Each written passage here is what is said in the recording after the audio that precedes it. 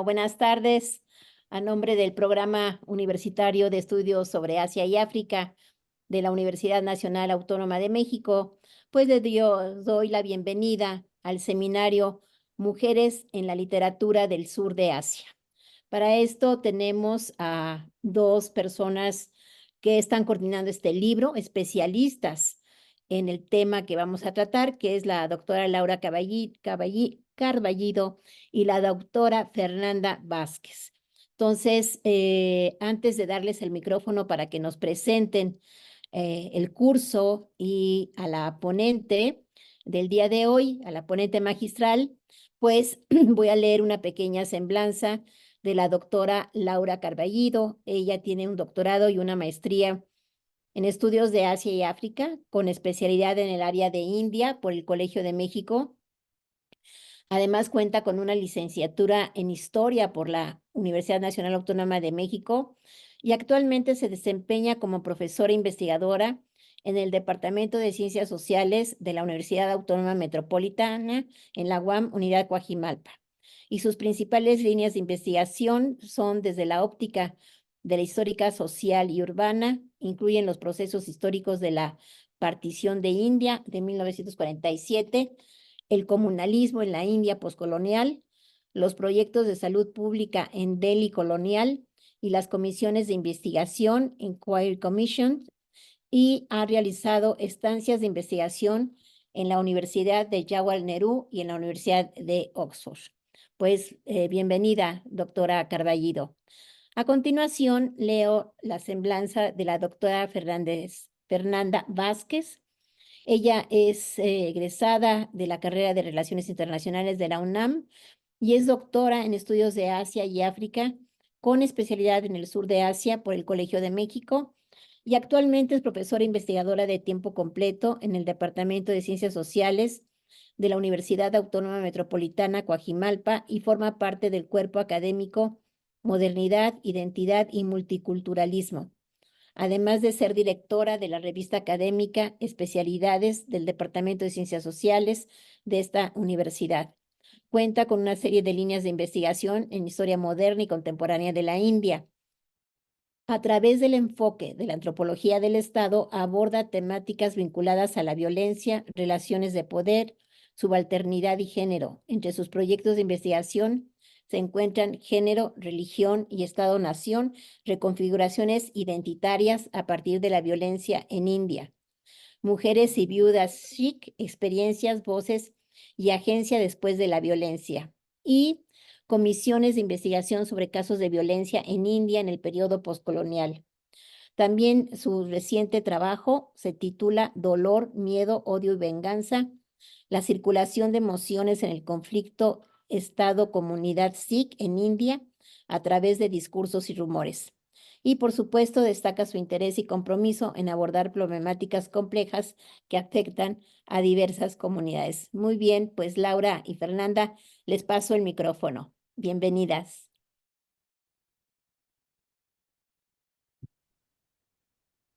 Muchísimas gracias, Alicia, por la presentación. Y pues es un gusto estar acá con mi colega Fernanda Vázquez, con quien hemos armado muchos proyectos y con otras dos colegas, Wendy Phillips y Tevin Dahan. Y pues bueno, esta sesión está pensada para hacerles una invitación, para interesarles en este que es un seminario introductorio a la literatura escrita por mujeres en el sur de Asia. Eh, Fernanda, no sé.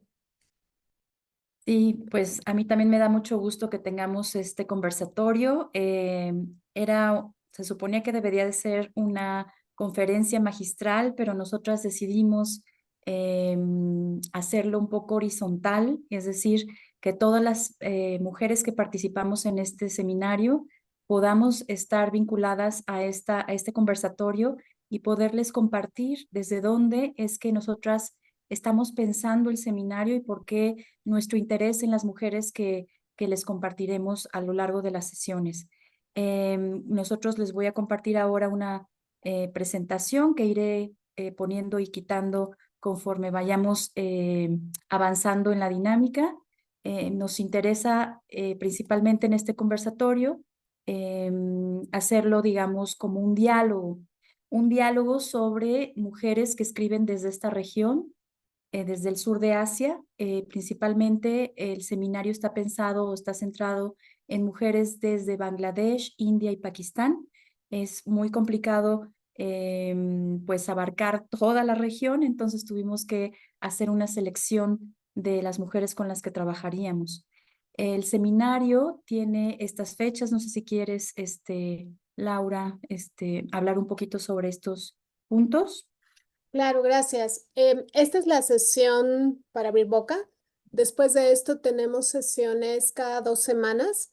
Cada sesión va a estar enfocada en una escritora y en una parte de su obra, ¿no? Entonces, las especialistas que participan son los miércoles cada 14 horas y como veremos de hecho a continuación, la literatura del sur de Asia es no solo vastísima en términos de región, sino también en términos de periodo, ¿no? Entonces, la verdad es que tuvimos muchas dificultades, decidimos acotarnos a un poquito de siglo XIX, no mucho, siglo XX, XXI, nada más, o sea, es periodo colonial, partición, periodo poscolonial.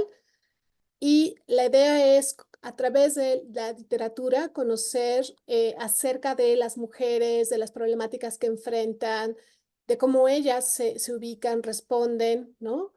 Y bueno, ya mi colega comentaba que hemos decidido centrarnos en mujeres que escriben, bueno, mujeres de Bangladesh, India, Pakistán.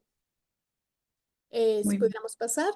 Sí, claro. Y pues bueno, tenemos, aquí están los nombres de las colegas que participamos en las distintas sesiones. Quizás ahora me parece que sería un muy buen momento para pedirles si se pueden ellas presentar, ¿no? Alicia ya nos ha presentado a Fernanda y a mí, pero nos gustaría ahora que Wendy y Tavinda pues nos digan quiénes son, qué hacen, etcétera. Wendy, ¿quieres empezar? Gracias, Laura. Pues un gusto poder estar en esta reunión. Em, yo me dedico al estudio normalmente de la literatura de la India antigua. Y es un poco desde esa perspectiva que elegí a una escritora que me gusta mucho y que me plantea muchas preguntas. Su nombre es Suniti Namjoshi.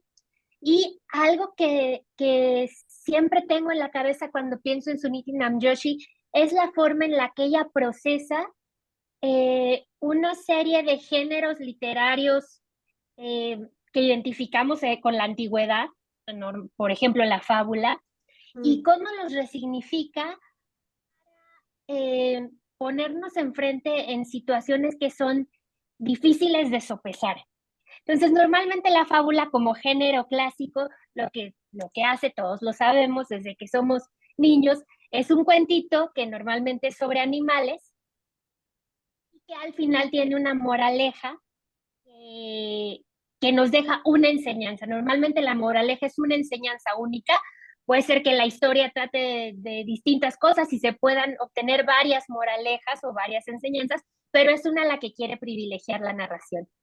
Lo que Suniti Namjoshi hace es ahora retrabajar con muchas fábulas antiguas, crear unas nuevas también, algunas son de creación de ella, pero lo que no nos entrega, y eso se le agradece mucho, es la moraleja única, sino que más bien nos hace fábulas de situaciones muy complejas que nos dejan un signo de interrogación que nos quiere decir, ¿cuál es la enseñanza de aquí? Y eso pues desde luego funciona como un reflejo, como una cámara volteada hacia uno mismo que pues nos hace pensar y nos hace reflexionar sobre un montón de temas que a ella como mujer india, como escritora anglo-india, le importan, pero que también hacen eco con muchas otras cosas que nosotros pensamos desde muy distintas perspectivas. Entonces, sí, la escritora que yo elegí es de la India, es una escritora que ya es muy mayor ahora, pero todavía está viva y que tiene ese legado de lo antiguo, de la India antigua, y lo retrabaja para presentarlo pues de formas que son muy entrañables desde muchos puntos de vista, porque muchas de esas fábulas que nacieron en la India, pues las conocemos nosotros y nos han llegado, y de pronto verlas transformadas en otras cosas, pero que también dan cuenta de preocupaciones locales y de diferencias que es importante siempre considerar. Muchas gracias. Desde allí va a ser mi participación. Gracias, Wendy. Gracias, Wendy. Se nos pasó un poquito decir como la dinámica. Vamos a tener 4 preguntas. Primero era una breve presentación para conocerte a ti, y ya ahorita en la presentación me gusta mucho porque ya nos diste elementos que se van a ir entretejiendo en nuestro diálogo. Y bueno, quería nada más decir que tenemos también a Beatriz Martínez Saavedra. Después de la presentación que haga Tavinda de sí misma, yo presentaré a Beatriz, que no pudo acompañarnos en esta ocasión. Entonces, adelante, Tavinda. If you would like to introduce yourself and, what. Sí, ¿puedo hablar en inglés hoy? Sure, please. I mean, go ahead, and you can Yeah. also switch, from English Sí, to en Spanish, and that's Spanglish. going to be Sí. great. That's Sí. perfect. Gracias. Yo soy Tavinda. Nací en Pakistán, pero viví casi 15 años en Estados Unidos. Y trabajo en el Colegio de México ahorita, y mi área de focus es Islam en Pakistán, y la relación entre derechos de mujeres y Islam, y luchas entre escolares religiosos y mujeres en Pakistán. So elegí 3 poemas. Dos poetas son Fehmida Riaz y Kishver Nahid. Ellas son poetas feministas de Pakistán.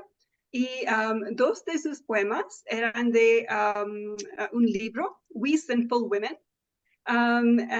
These are poems that were written in the 1980s during the time of General Zia-ul Haq, when Islamism was on the rise in Pakistan, and it was being used by the military. So basically, I study political science, and in our society, poetry is much more than just, when we study it in America, it's something we read in books, and, that happens in poetry readings. But in Pakistan, and I'm guessing in India as well, it's an oral culture predominantly. So we grow up memorizing poetry. So for us, poetry is also philosophy, it is politics, it is everything, no? So it is very common in conversations and gatherings for people to be reciting poetry, and to, drop in a little bit of poetry when it's appropriate. So the ones I've chosen, they have to do with the politics of the country. I'm a political scientist, but poetry is central to politics in South Asia. And so you may know something about the history of South Asia. I'm not sure what the background would be, but one of the causes for the partition was religious nationalism, no? The idea that Muslims are a separate nation from Hindus, and they need their own state. Now, within that Muslim nationalism, there were 2 strands of it. One was progressive, that said that, okay, we want to modernize Islam and modernize society, and women don't have to wear the veil anymore. They can be liberated and work. And during the independence movement, this one was more predominant, right? Women who used to wear the veil and be in seclusion, according to traditional Islamic precepts, they came out of their homes and they joined the mass movement, and they cast off the veil in the 1947, 50s, 60s. That was the time when women were unveiling, professional women. But then another strand of it was Islamism, right? And that was based on the idea that we should return to the origins of Islam and to this golden age and to our traditions. Because now that the British are gone, we are free to be more traditional and more Islamic. So we should use our freedom to be more Islamic. And that went hand in hand with controlling women and their sexuality, and like reveiling them again. And so the 2 poems from We Sinful Women, one is called We Sinful Women, that's the title. And it sort of takes on this idea of sin, that rather than saying that, oh, I'm a good woman, I'm a woman with shame, I'm a woman who veils and, is within secluded in my house. It says that no, we are sinful. And that's why the people in power are afraid of us. And that's why they focus so much on our bodies and controlling us. And so that's the first poem. The second poem is Chadar and Diwari, which is by Fahmida Riaz. And the title, it comes from this, it's a phrase called Chadar and Char Diwari. The Chadar is the veil, and the Char Diwars are the four walls of your home. So according to the Islamic tradition, a good Muslim woman stays within the four walls of her home. She's a mother and a daughter and a sister, and she veils herself, So it's about, again, the ideas of honor and shame, and this focus on women's bodies as the sites of the nation's honor, and not only the man's. So those are the first two poems. The third poem is called, it's by Fahmida Riaz, and the title is Tum Bilkul Hum Jaise Nikle, which means you turned out to be just like us. So it's basically a comparison of Hindutva and Islamism. It's written for Indians, and it's saying that, everything that is happening now in India has happened to us before, in the 1980s, and just in Pakistan, a general drift towards Islamism and the control of women, their sexuality. And so the same thing is happening in India under Hindutva, but it's more about this idea of the golden age, this religious golden age that we will return to, and the place of women within it. So that's a point of connection between, so the first two ones are kind of specific to a Muslim woman in an Islamic society and an Islamic state. But then the third one is the commonality between the Indian and the Pakistani woman living under two different religions, but the way that religion has become intertwined with nationalism and history, idealized ideas of history, has been common. So it's about the togetherness, and so very appreciated. So it's about the solidarity between the two groups of women. So those are my two. I hope it's okay. Yeah. Yeah, sure. I talk too much. Okay. No, it's fine. No, it's okay. Thank you. Bueno, no sé si quieres, Lau, ya empezamos. Yo tenía como estas diapositivas cuando presentáramos a cada una nuestro trabajo, pues, en cada sesión. No sé si quieres que empecemos, bueno, que continuemos con las sesiones que tú tendrás a cargo. Claro. Ya que ¿Querrías nada más que iniciamos con esta habláramos dinámica. brevemente de Beatriz, quizá? Bueno, si quieres, entonces empiezo. Beatriz está también encargada de 2 sesiones, Beatriz Martínez Saavedra. Ella es profesora de Historia en el Colegio de Ciencias y Humanidades en la UNAM. Tiene una licenciatura en Historia y una maestría y doctorado en Estudios de Asia y África.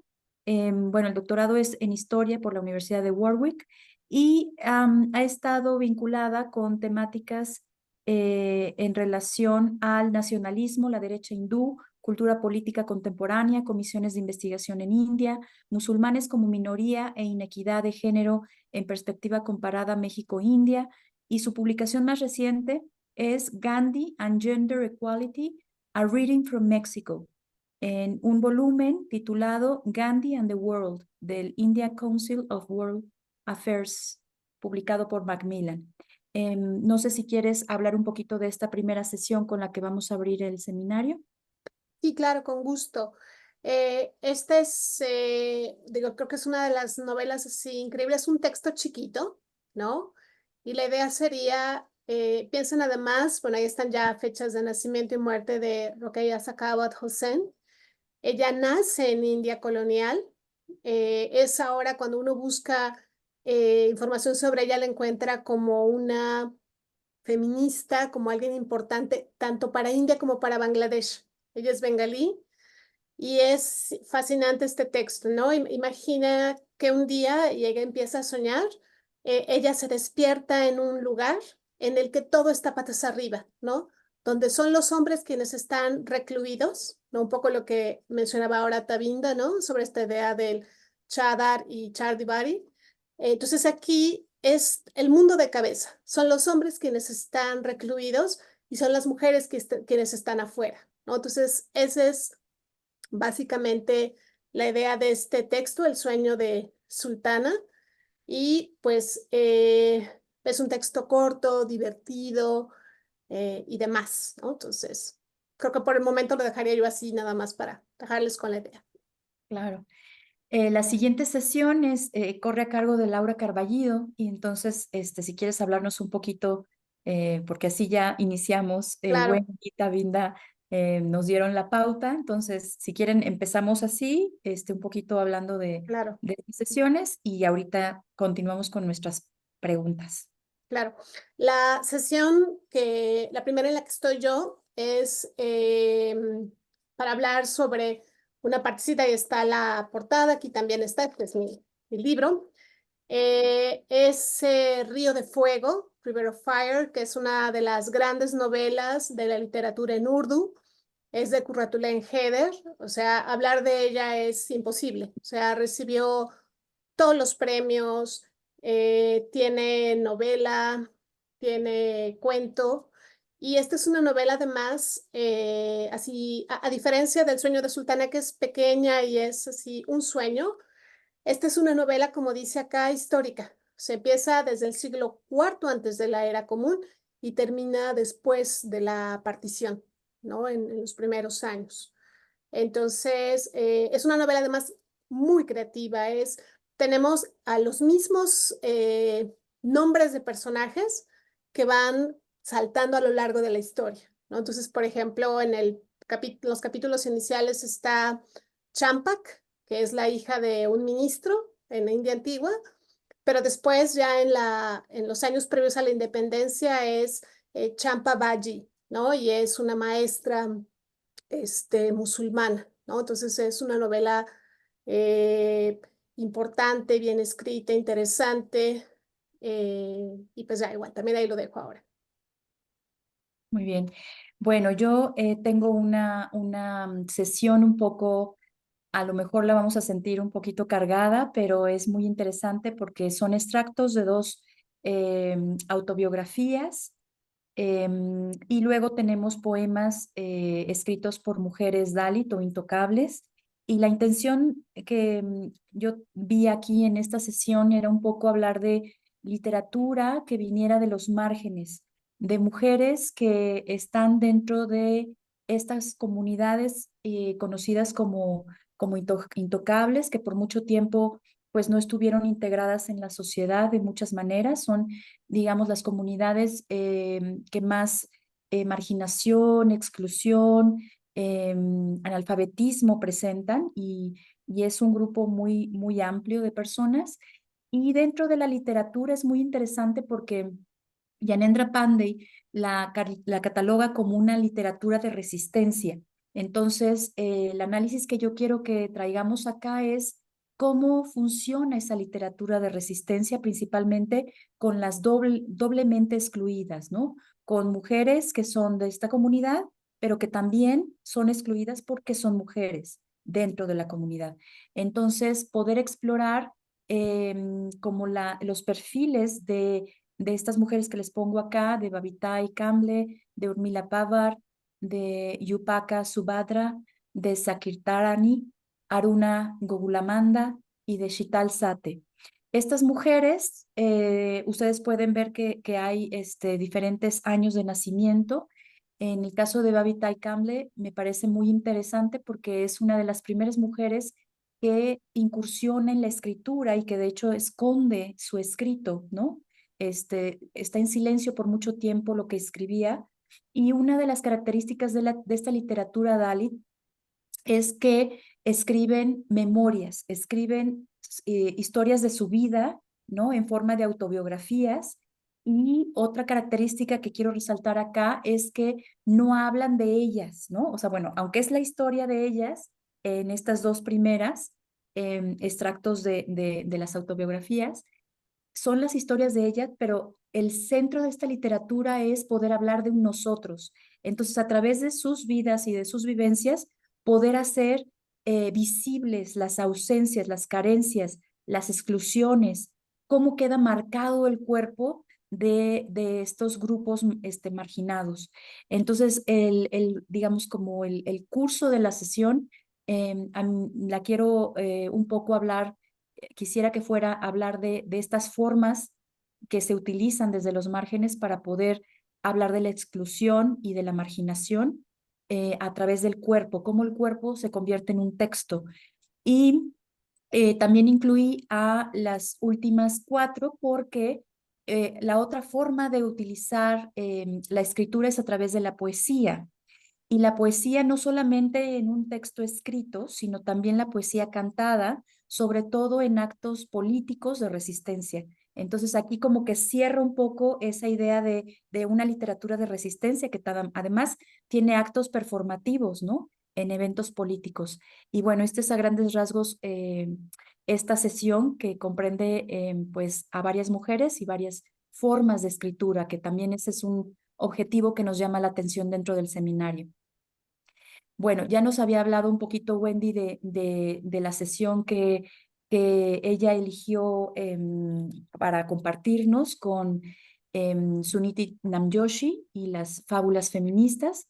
No sé si quieres ahondar algo que se haya quedado como suelto por ahí, Wendy. Gracias, Fernanda. Pues nada más, justamente haciendo uso de la información que nos pones aquí amablemente, así como en las escritoras que tú nos muestras, vemos esta marginalidad con respecto a casta y probablemente clase, ya eso nos lo platicarás más. En este caso quiero también mencionar una marginalidad con respecto a preferencia sexual, porque Suniti Namjoshi es una escritora lesbiana y dentro del panorama general es una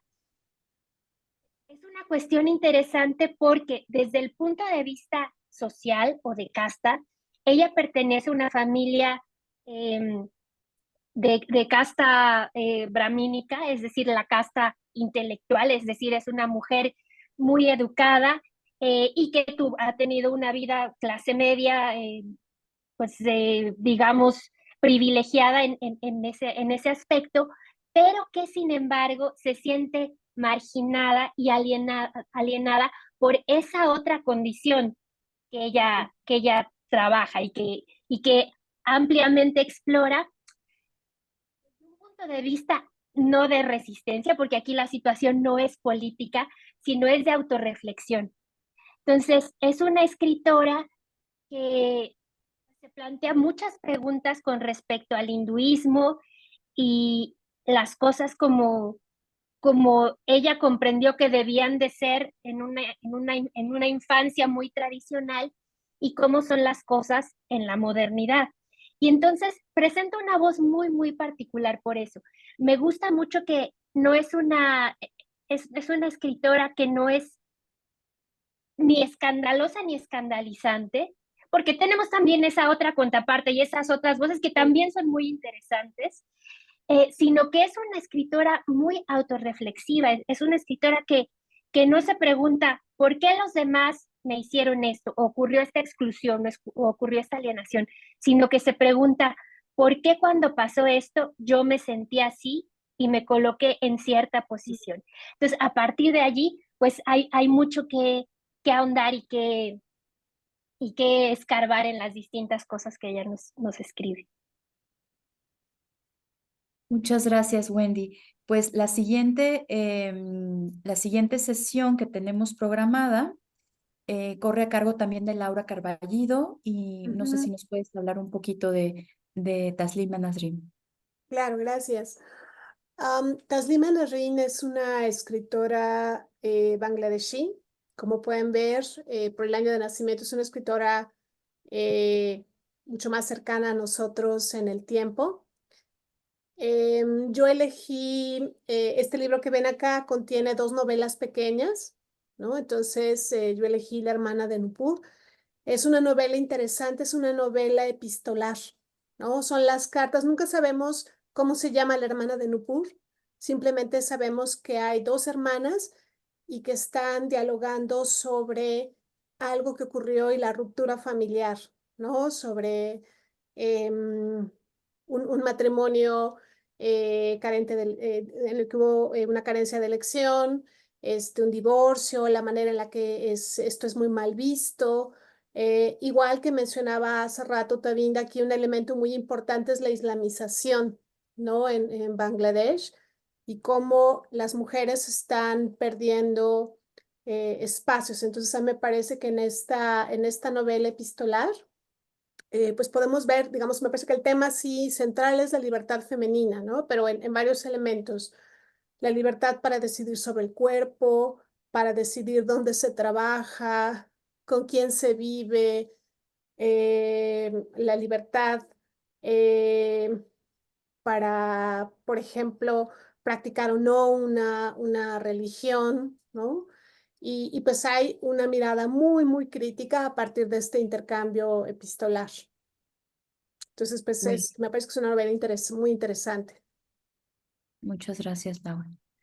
Bueno, después tenemos, no sé si Tavinda quiere, bueno, ya nos desarrollaste un poquito sobre las dos mujeres con las que vamos a trabajar en esta sesión y sus poemas, pero no sé si haya algo más que quieras delinear. I don't have much else to add. Okay, I'm not no, sure. Was I not supposed to explain the first time? Maybe. no, it's Anyway, fine. it's No, fine. it's fine. Okay, there's no Don't more. worry. No. I don't know, what would I add? I think I would add that this We Sinful Women, it was a feminist anthology compiled in 1991. So a lot of these women, they were writing their poetry in the 1980s when General Ziaul Haq was in power. And Femida Riaz, she was also forced into exile. So she went into exile in India, and then she came back in the 90s to Pakistan. And so these were women who were involved in the political movement as well, the women's movement that started in 1983 in resistance to certain laws that were passed by General Ziaul Haq that were Sharia based or Islamic kind of from the Islamic tradition. And they involved the Hudud ordinances, one of which was the Zina ordinance that basically outlawed extramarital sex, like before marriage or during marriage. So the law was there, but the way it was applied affected women. There were a lot of human rights abuses. So basically, women's, like their former partners who were unhappy with them, like their ex-husbands or their fathers or their families, they were registering cases against them, and women were getting imprisoned, for these laws. Where they hadn't actually even committed the crime, but because there's so much, I guess, prejudice against women at the lower courts and police and corruption and patriarchy. So like this kind of perfect storm of all these things meant that like thousands of women found themselves in prison, and mostly from the lower classes, because like the rich are above the law, but it's mostly the working classes who get most affected by these laws. So there was a women's movement in resistance, and the poetry that these women were writing was sort of part of that social process. And it was compiled in 91 by Ruxana Ahmed. She's the editor. And so these two poems that I'll do will be from that anthology. And then Femida Riaz's poem was written later about Hindutva and Islamism. Because sometimes when we're reading in the West, there's this certain challenge of reading about Muslim women or the veil, because it's intertwined with Western imperialism and the Western gaze and Orientalism. So we have to be very sort of careful about the power dynamics involved, because these are women critiquing their own society and religion, but in some cases that society and religion is under attack by a more powerful Western, society and religion. And so they're in a complex space navigating those power dynamics. And so Femida Riaz's poem is good for that, because it shows how in a very different religion, Hinduism, you can also have very similar dynamics, because you have certain common processes of colonialism and the modern state and patriarchy and religion that kind of come together. And so it's not just Islam, but it's also other religions and other political contexts that have similar patterns. That's what I would add. Thank you, Tavinda. I'm sure it's going to be an amazing session. Va a ser una sesión, la verdad, muy interesante, porque nos vamos a adentrar en varias de las formas de poder que estás escribiendo en Pakistán. Bueno, esta siguiente sesión está a mi cargo y pues para mí era importante también no solamente hablar de las mujeres desde los márgenes, sino recuperar y leer a una de las escritoras más importantes de India, ¿no? Que es reconocida mundialmente, su trabajo ha estado traducido en muchas lenguas alrededor del mundo. Y bueno, la conocemos a través de su primera novela, ¿no? El Dios de las pequeñas cosas. En este caso, la propuesta es adentrarnos en fragmentos del texto reciente que publicó el Ministerio de la Felicidad Suprema, en donde Arundhati Roy trabaja mujeres trans o intersexuales, ¿no? Es la historia de dos mujeres. Una de ellas nace como varón y tiene la necesidad de hacer una transformación radical a su cuerpo y se somete se opera pues para convertirse en mujer. Y es muy interesante porque nos adentramos en el mundo de los llamados hijras, ¿no? Así se conoce este grupo de personas que les llaman intersexo o mujeres trans en India, que tienen un universo muy particular entre el ataque, ¿no? El ataque por esta forma de identidad que a veces no se comprende, ¿no? Y por el otro lado, son sagrados en cierto sentido porque dan bendición precisamente por la identidad que viven en muchos lugares, sobre todo rurales en India. Entonces, este texto es muy interesante en ese sentido porque presenta pues diferentes conflictos, tanto sociales, políticos, religiosos y económicos del sur de Asia contemporáneos, ¿no? Sobre todo de India, principalmente digamos, en un espacio en el cual hay un dominio de una política hindú, ¿no? Frente a los grupos musulmanes y frente a la diversidad dentro de India, como es los hijras, que además esta mujer intersexual o esta mujer trans pertenece al Islam, ¿no? Es musulmana.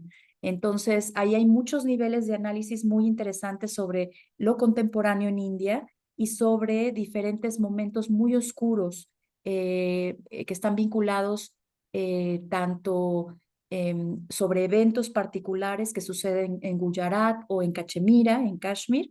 Y entonces, históricamente y personalmente con estas comunidades, pues se vuelve una lectura fascinante. Entonces, este sería como la apuesta de esta sesión para explorar los diferentes niveles que puede presentarnos Arundhati Roy con esta obra.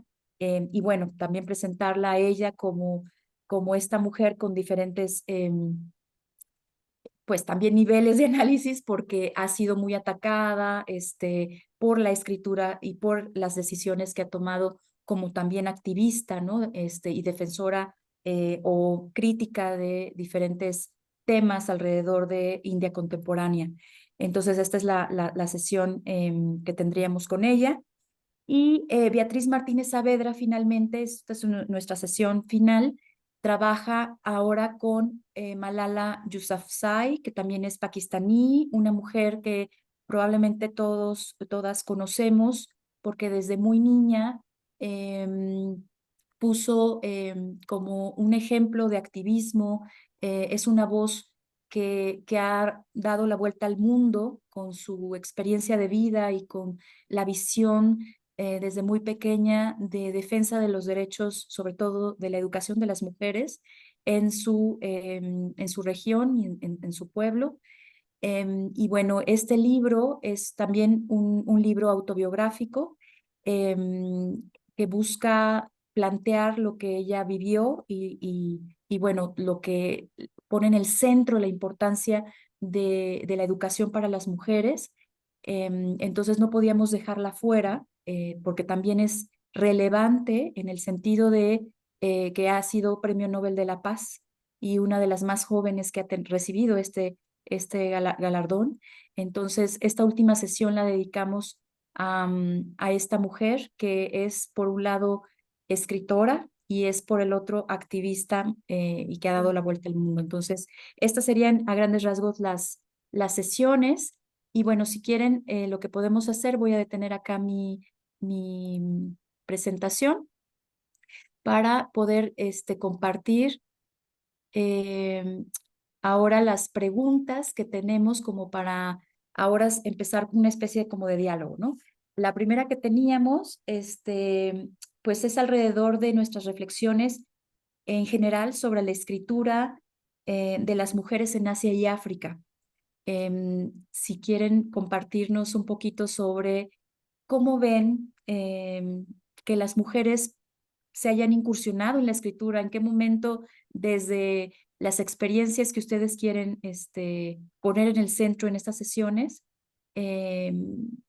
estuvieron las mujeres, digamos, vinculadas a la literatura y se convirtieron en escritoras. No sé si quieren, les damos la palabra a Wendy, que fue la primera que empezó, luego Tabinda, Laura, y bueno, terminaría yo, si les parece. Adelante, Wendy. Gracias, Fer. Bueno, pues, ¿cómo veo a las escritoras femeninas? Desde luego lo hablaré desde la perspectiva de Namjoshi, que es la que yo voy a analizar. Y bueno, pues la veo como una voz muy específica, un estilo que sería difícil emular desde otro lugar, porque como decíamos, viene, absorbió un montón de la cultura tradicional india, hinduista, y entonces eso es lo que retrabaja. Entonces, una voz como la de Namjoshi es difícil de encontrar en otros lugares. Habrá tanta localidad en otras escritoras de otros puntos, pero desde luego no enfocada desde esa perspectiva tan específica que tiene. Me parece importante mencionar que es una de las escritoras que podemos leer en lengua española. La traducción que vamos a ofrecer es una traducción muy reciente del 2019. Fue realizada por dos traductoras mexicanas, especialistas en literatura inglesa, que desde luego cuando pues se encontraron con esto, pues fue para ellas pues un gran reto y un gran disfrute también poder traducir a alguien como Namjoshi, desde luego complicado, pero también pues los retos en traducción son siempre muy enriquecedores. Y creo que es un libro, de fábulas feministas, que podría tener muchas resonancias en nuestro curso, pero también pues dentro del panorama literario femenino latinoamericano, es decir, podríamos dialogar mucho. Y la circunstancia de que justo apareció a finales de 2019 la traducción, 2 meses después estábamos en plena pandemia, hizo que, digamos, que esto que iba a florecer de pronto se quedara un poco en el capullo.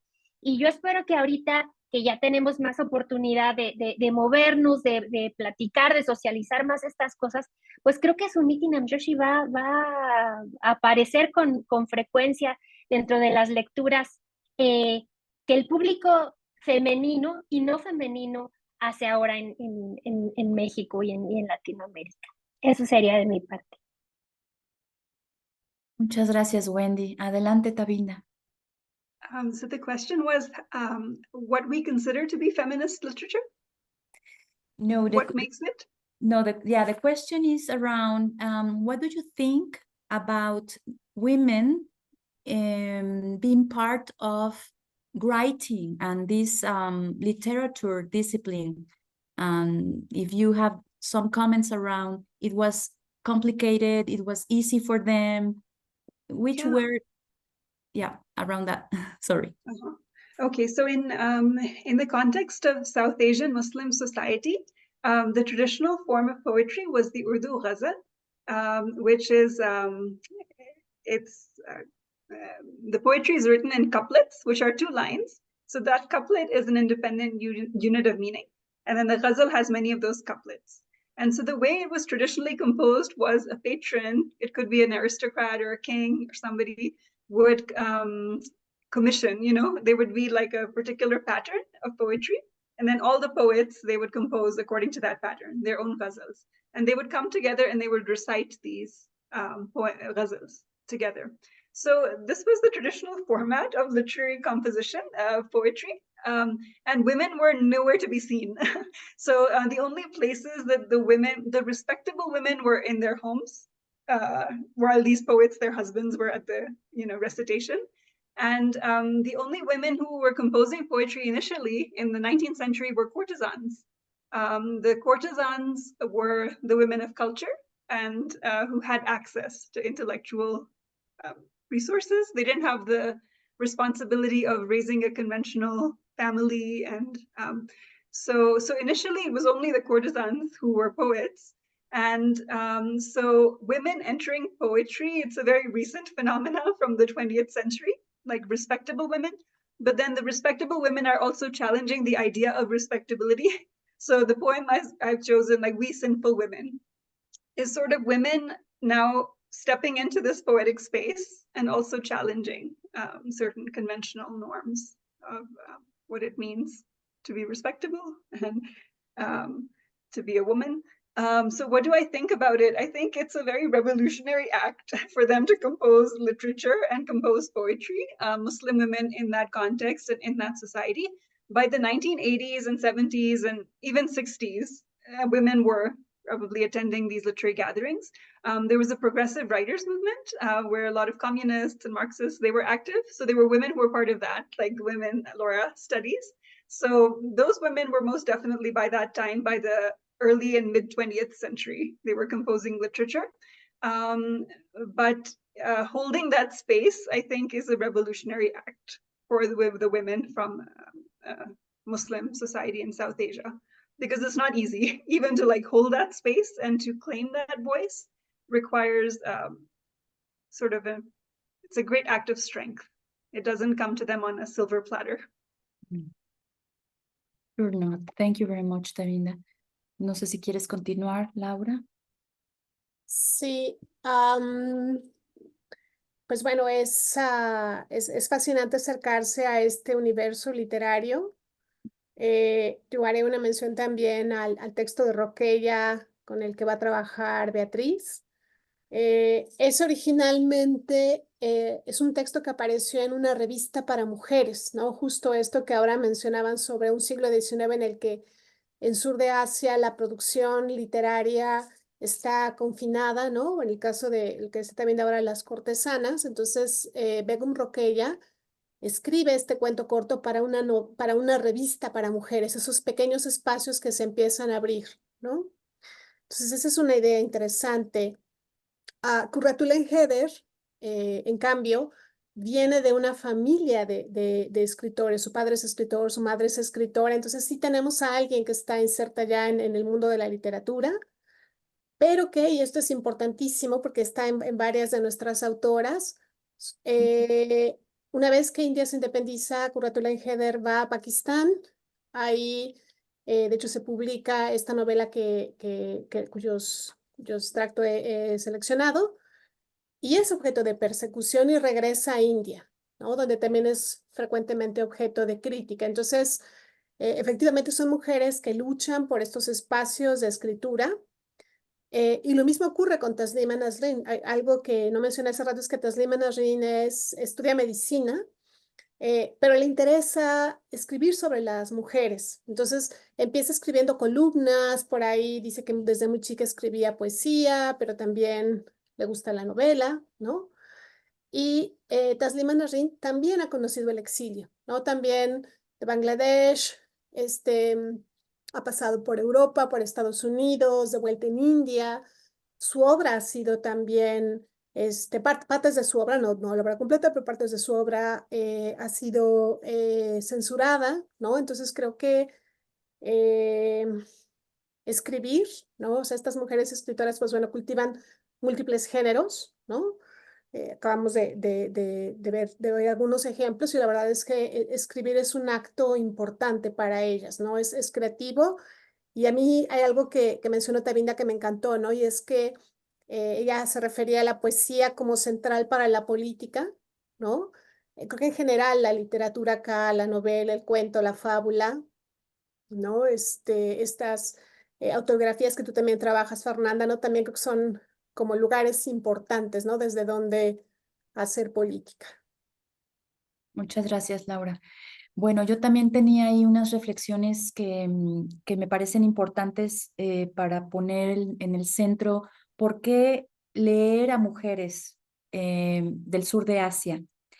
Y bueno, voy a utilizar Jacobs sobre la historia del psiquismo, hace esta argumentación que me parece muy relevante y dice que es importante ver a las mujeres en todas las disciplinas y sobre todo en historia, porque la historia, nuestras diferentes historias en el mundo han estado marcadas por un papel en donde las mujeres se han caracterizado por cargar como con estos 4 principios que ella establece. El primero es que ha habido un silencio, ¿no?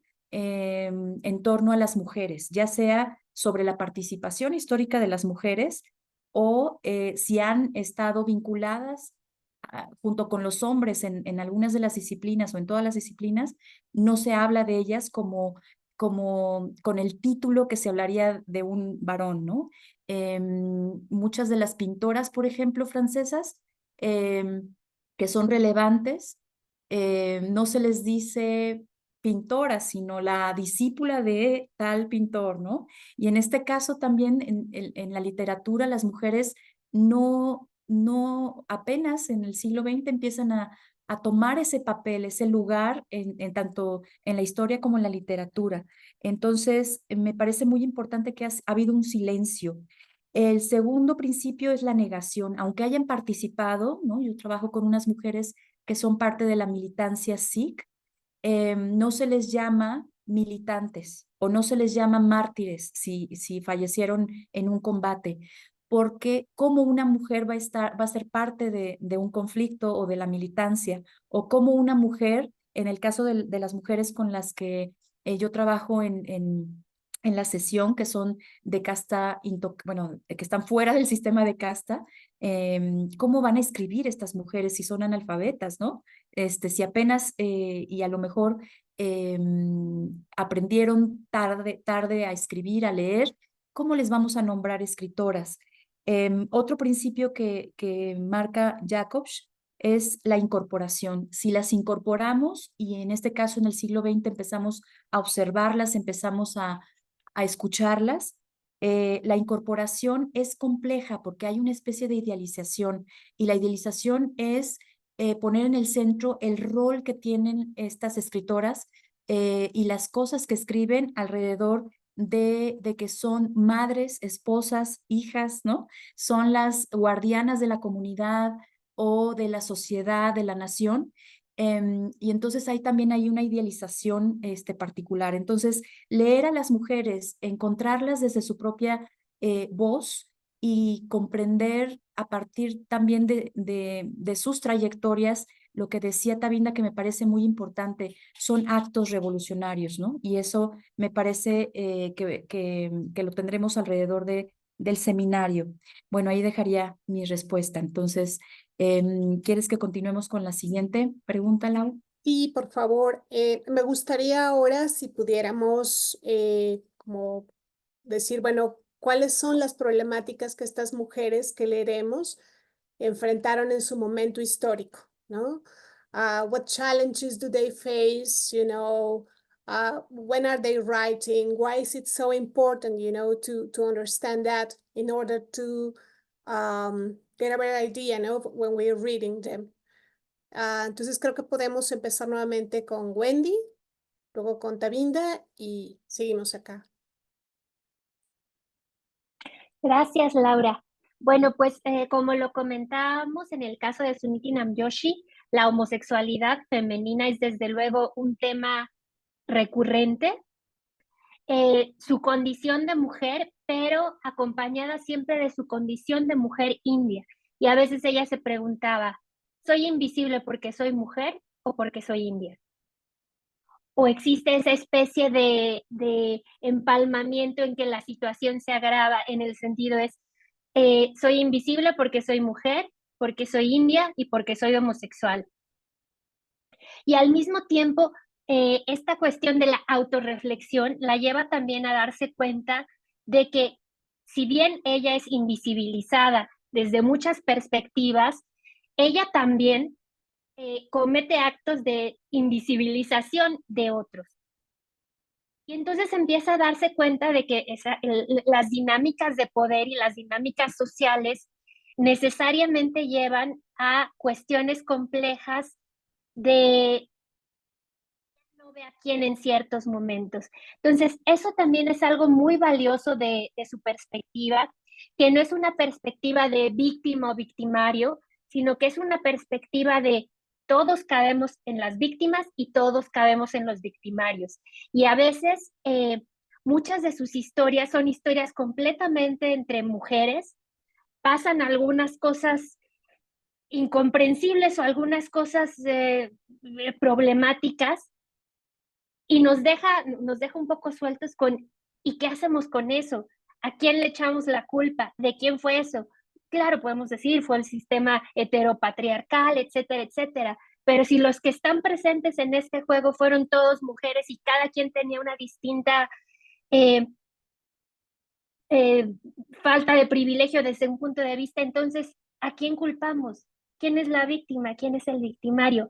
Entonces, esa pregunta constante de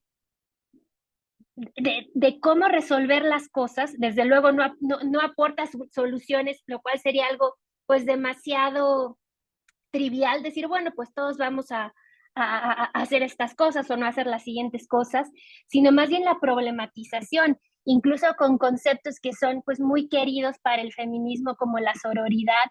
Y entonces ella también pues entra en cuestiones como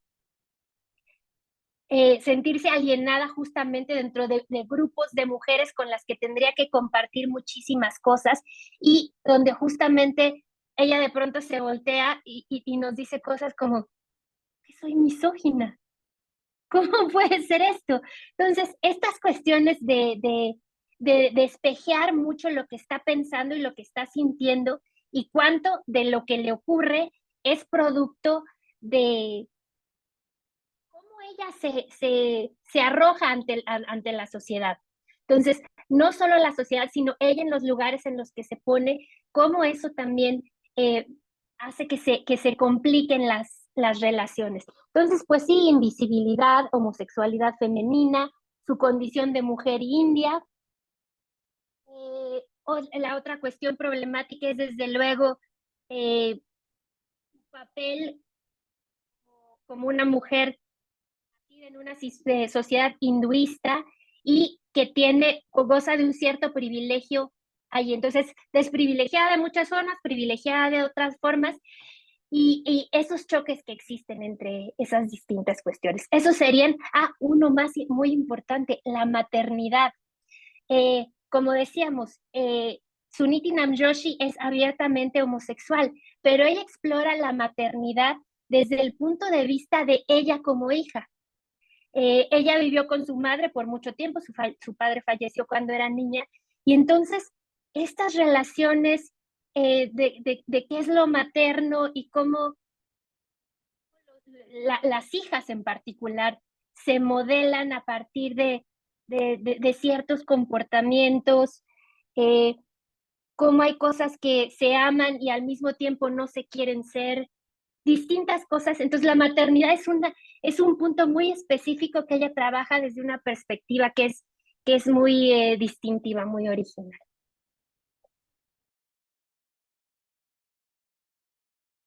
Adelante, Tavinda.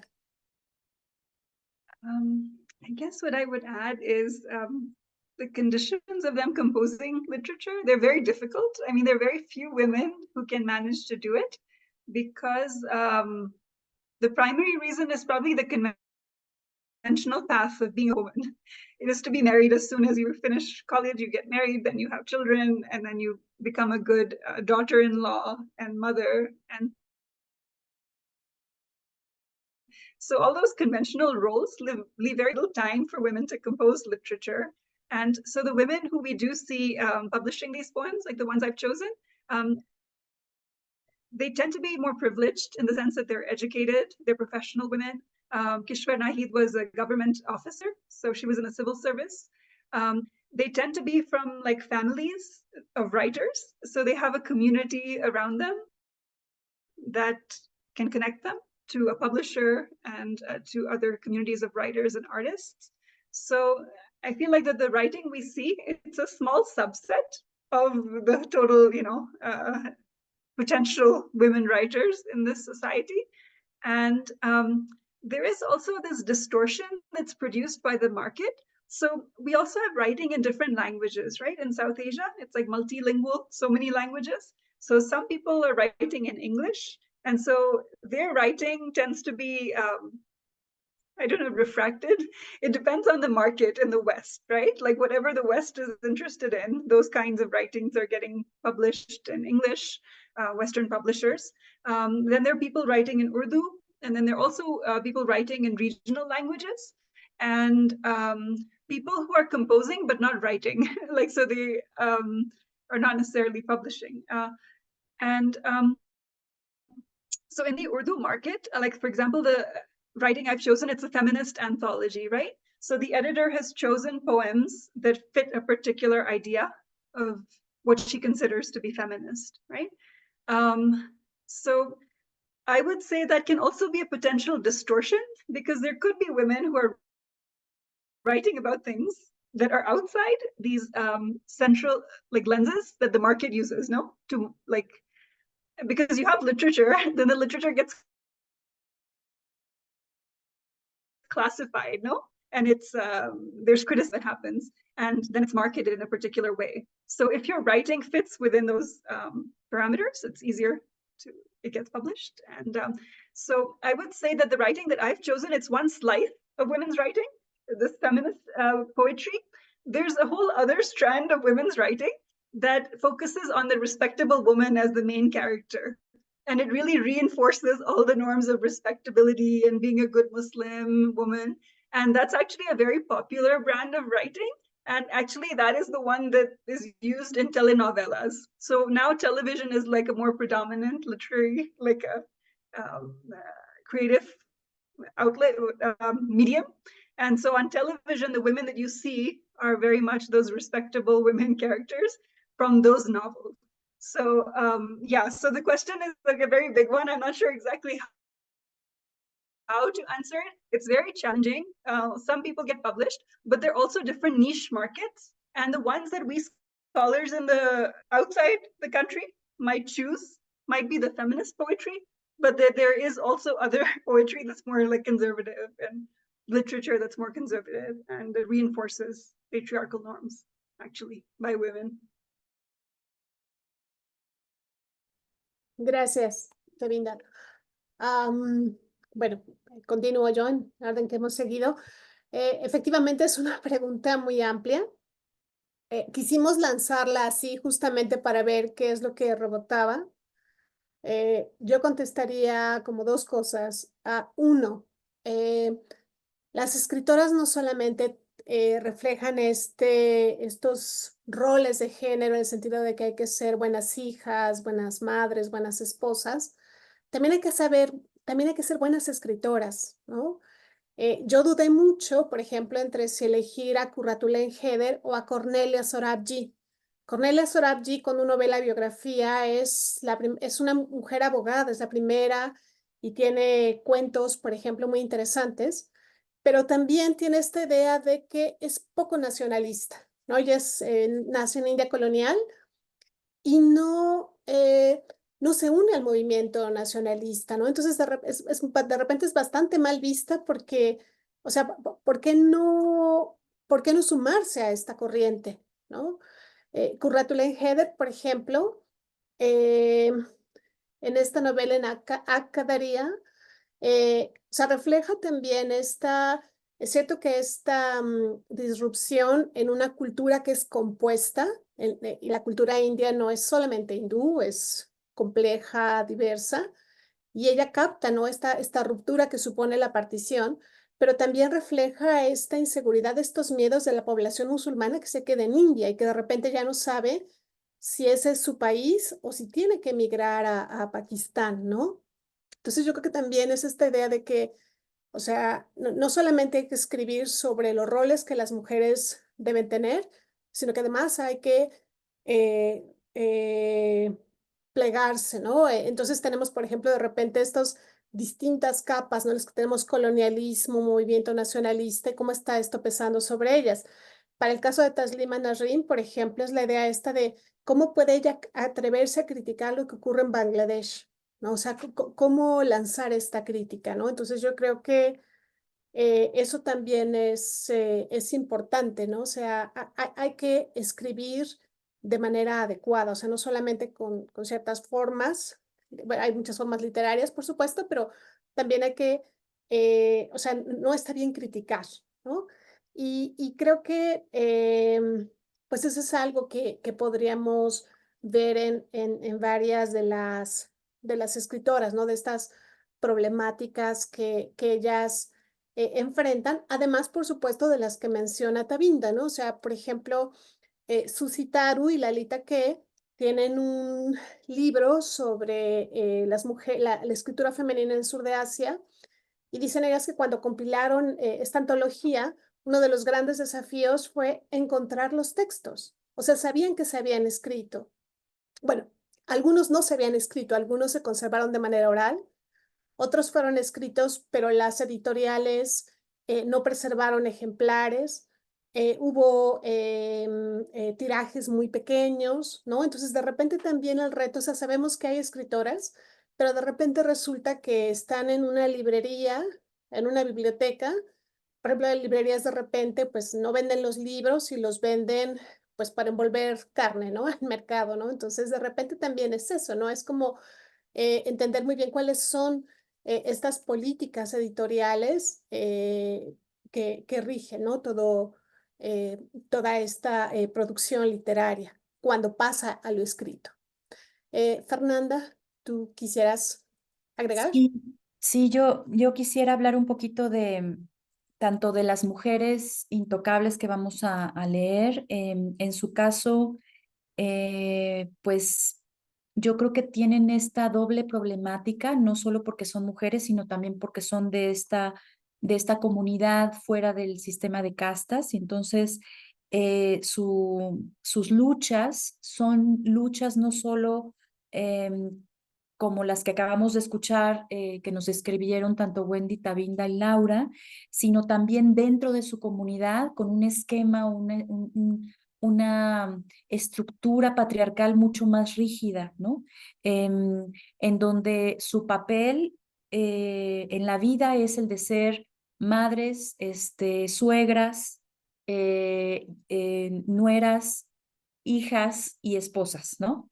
Y sobre todo el papel de la maternidad es muy importante y su espacio es ese espacio en donde no, digamos, trabajan igual o a la par en el espacio rural, pero el trabajo que realizan es completamente invisibilizado. Entonces, muchas de las mujeres que empezaron a escribir ni siquiera se dieron cuenta o lo hacían pensando en que se iban a convertir en escritoras o que eran escritoras, sino que iniciaron ese trayecto por la necesidad sí, por la necesidad de reflejar algo para sí mismas e inclusive no estaban esperando que lo leyera alguien más.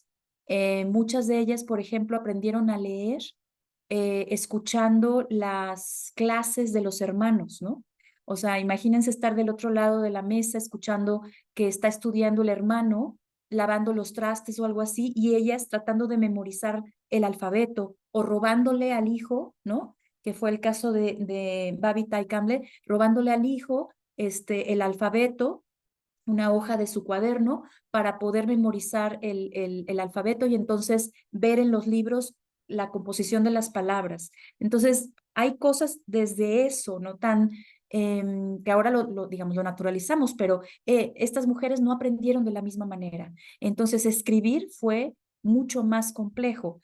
Y bueno, yo creo que ahí hay esos dobles o triples retos dentro de la comunidad y luego salir a la luz como escritoras fue también todo un reto, porque ¿quién va a publicarles a estas mujeres intocables? ¿No? ¿Por qué sería importante publicarlas? Entonces aparecen ejercicios como Cali for Women, ¿no? Estas editoriales feministas que recuperan esas voces que no cualquier editorial está dispuesto a publicar. Son editoriales feministas. Y luego viene toda una oleada en donde es importante para las editoriales tener estos espacios y bueno, ahora es mucho más sencillo para ellas, pero tenemos otras como las que les mencionaba que utilizan la poesía y sobre todo la poesía cantada como Aruna Gogulamanda, que lo hace en actos políticos, ¿no? O sea, cuando asesinan a alguien de la comunidad Dalit, entonces se hacen estos performance políticos de denuncia y entonces ella aparece ahí y no es que esté escrita su poesía en un texto, en un libro, sino que tenemos estas otras formas de performatividad que son importantes para ellas. Y por otro lado, esta otra escritora que es galardonada mundialmente, Arundhati Roy, tampoco es que la haya tenido muy sencilla, ¿no? O sea, sí ella tiene otra trayectoria, su familia, bueno, ella tuvo educación, diferente trayectoria que las Dalit, pero aún así el ataque que ha recibido por sus posicionamientos y por la crítica, ¿no? Al régimen en India y a las diferentes problemáticas sociales, políticas, culturales, también le ha valido que haya sido, por ejemplo, varias veces cuando ha participado en protestas ha sido encarcelada, ¿no? Y en 2002, cuando fue arrestada por sedición, por estas críticas al gobierno, pues fue muy atacada en los medios de comunicación. Entonces, aunque tengamos a mujeres que tienen premios, ¿no? En el mundo y que están y que las leemos en diferentes lenguas y que tienen otra posición quizá económica y demás, pues no es tampoco que la tengan muy sencilla. Entonces tenemos, creo que en el seminario, diferentes voces, diferentes trayectorias que nos llevan a conocer aspectos situados de sus contextos y de la problemática que viven en sus diferentes regiones. Bueno, pues tenemos una última pregunta que nos gustaría que contestáramos todas. Y déjenmela, porque ya la perdí. Y tiene que ver con por qué la elección de estas mujeres y no otras. Un poquito ya algunas nos dijeron, pero ¿qué es lo que les dejó el haber leído a estas mujeres que quieren compartirlo en el seminario? Did you understand everything, Tavinda? I hope so. Okay. Entonces empezamos con Wendy, por favor.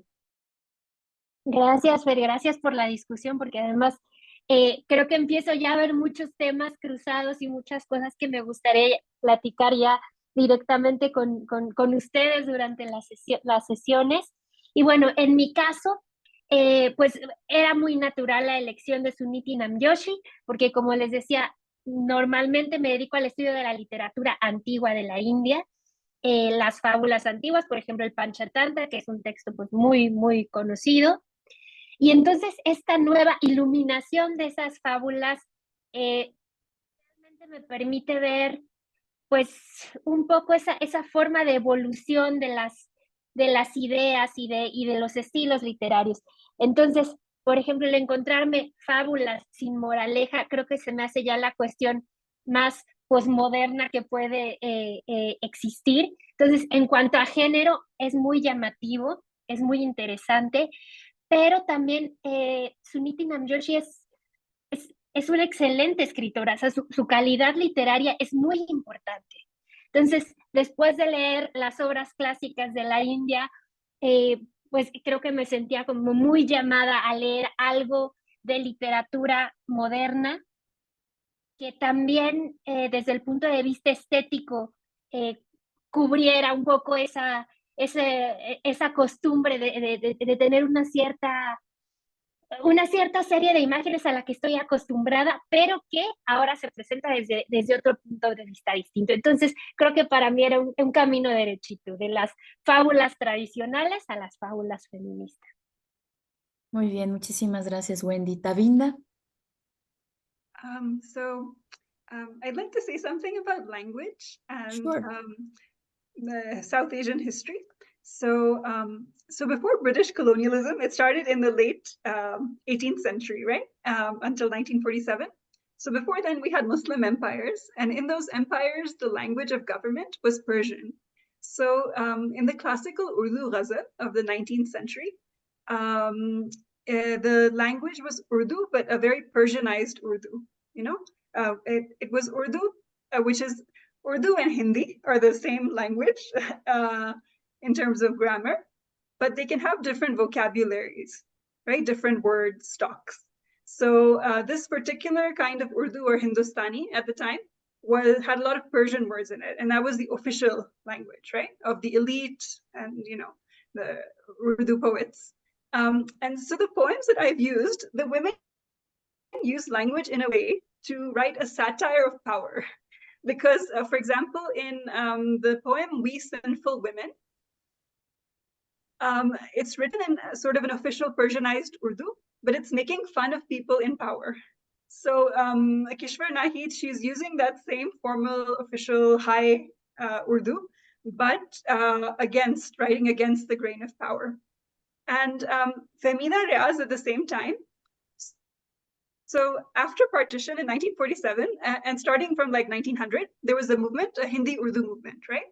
A conflict developed because Hindi was written in the Devanagari script of Sanskrit, and Urdu was written in the Persian script, in the Arabic script.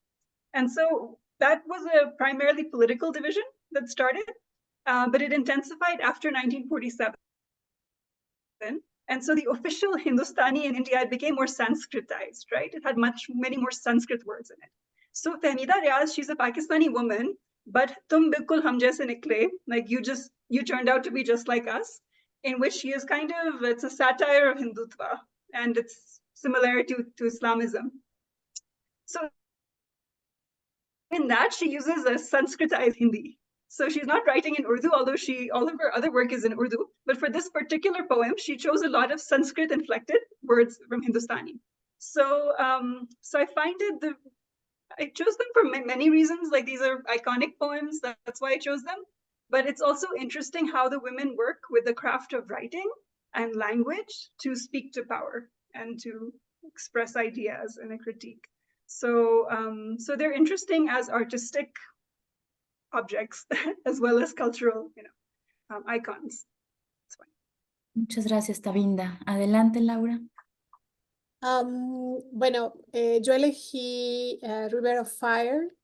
Quedaría en primer lugar porque es un enorme placer leer a Qurratullahi Haider, ¿no? Es una maravillosa escritora. Hay un elemento adicional. Yo soy historiadora, he trabajado la partición y me parece que en esta novela en particular está esta idea de pérdida, de cambio, ¿no? De lo que implica la división de India y la creación de dos países, India y Pakistán. Entonces me parece que es además la creación, ¿no? Este ejemplo de creación literaria que nos presenta Qurratullahi Haider me parece, o sea, es sumamente disfrutable, ¿no? Y bueno, yo quería además sí poner sobre la mesa el proceso de la partición, que es central, ¿no? Para el sur de Asia. Y bueno, además es literatura en Urdu, y ella se traduce a sí misma. Esta novela, esta versión que leeremos, es la traducción de Qurratullahi Haider. Y el otro, el de Taslima Nasrin, es un goce distinto. A mí me enojó mucho cuando leí la novela la primera vez. Me enoja porque me enoja este diálogo que hay en estas dos hermanas, esta sensación de frustración, frente a la falta de libertades, de opciones. Y al final, bueno, no voy a decir, no voy a arruinarles la lectura, pero no, al final, ¿qué ocurre, no? Con estas mujeres. Entonces, me producen, creo que, sensaciones distintas, ¿no? Es esta idea de leer una novela, ¿no? En la que dos hermanas dialogan sobre cómo ha sido su niñez, cómo han sido educadas, ¿no? Hay un pasaje en particular que me parece súper importante. Una de ellas le dice, es que me gustaría haber sido niño, me gustaría haber sido hombre porque entonces no tendría yo que pasar por todo esto. Y la respuesta es no. O sea, yo nunca quise ser niño, nunca quise ser hombre, quiero ser mujer y a pesar de ello, quiero ser capaz de elegir. Entonces eso me pareció fundamental, ¿no? Para leer. Muchas gracias. Fer, en tu caso. Sí, pues, híjole, es que nosotros trabajamos a la región, ¿no? Nos hemos especializado, Wendy principalmente ha trabajado más, digamos, literatura sánscrita y demás, pero yo creo que nuestras elecciones, y quería poner esto en la mesa, tienen que ver con algo muy íntimo, ¿no? Si hacemos lo que hacemos es porque o elegimos a estas mujeres o elegimos las temáticas con las que trabajamos, tiene que ver con algo que nos mueve muy dentro. Aunque, digamos, las elecciones también fueron estratégicas para mostrar a las mujeres del sur de Asia y toda la diversidad que, como acabamos de ver en cada uno de sus comentarios, pues vamos a tener una riqueza enorme. En mi caso, tengo esta fuerte tendencia a buscar o a tratar de leer personas que no son habitualmente leídas, ¿no?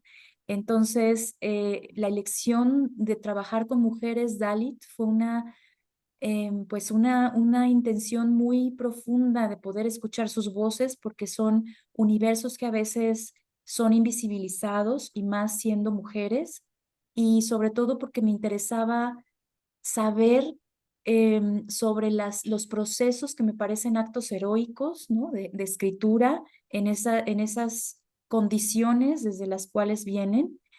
Entonces me interesaba en lo personal aprender sobre eso, sobre sus procesos particulares y luego empecé a leer un poquito de ellas hace algunos años y bueno, me fue fascinante porque uno puede ver la agencia, ¿no? La resistencia, uno puede ver también las críticas a diferentes niveles, tanto comunitarios como nacionales. Y bueno, la condición de las mujeres toma otra perspectiva cuando nosotros escuchamos de su voz sus propias experiencias.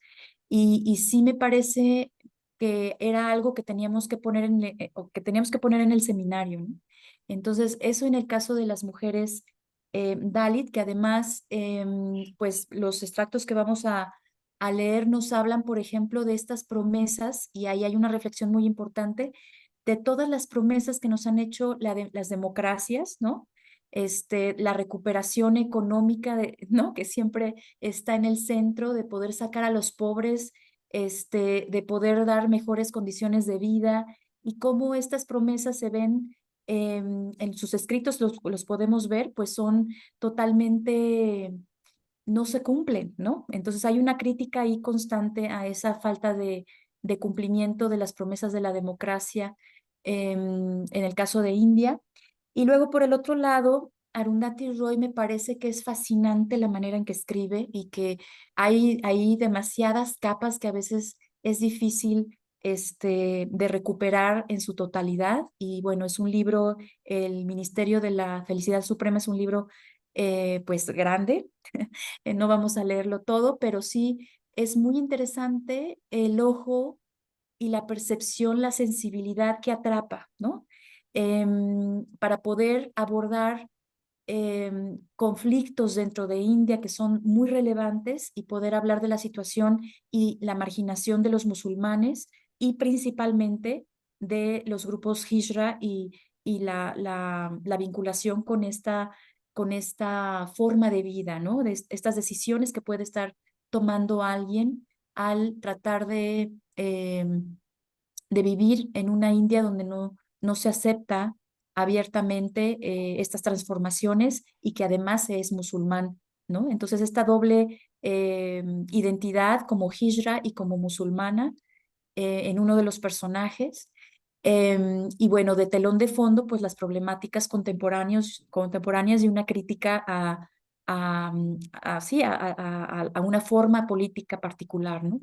Entonces, pues la intención un poco muy dentro es poder hablar de todas estas cosas que también impactan o que nos hacen pensar en México, ¿no?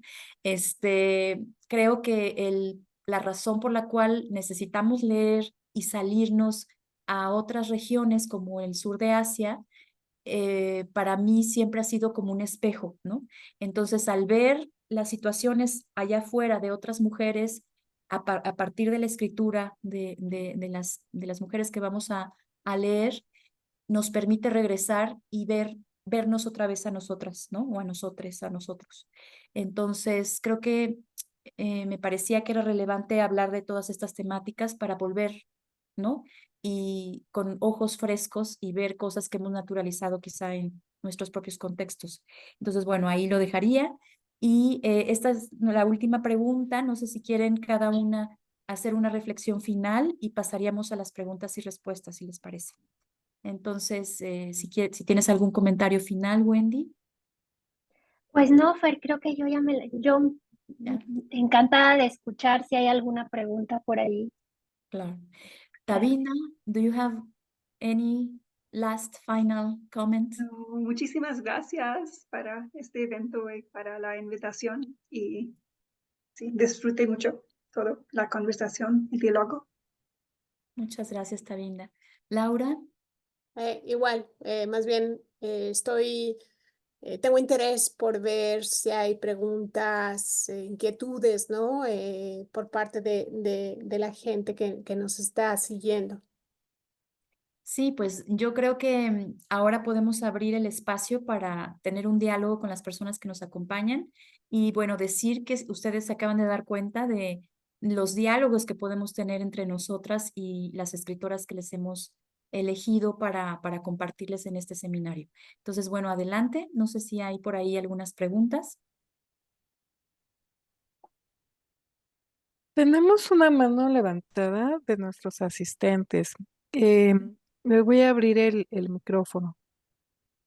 Gracias.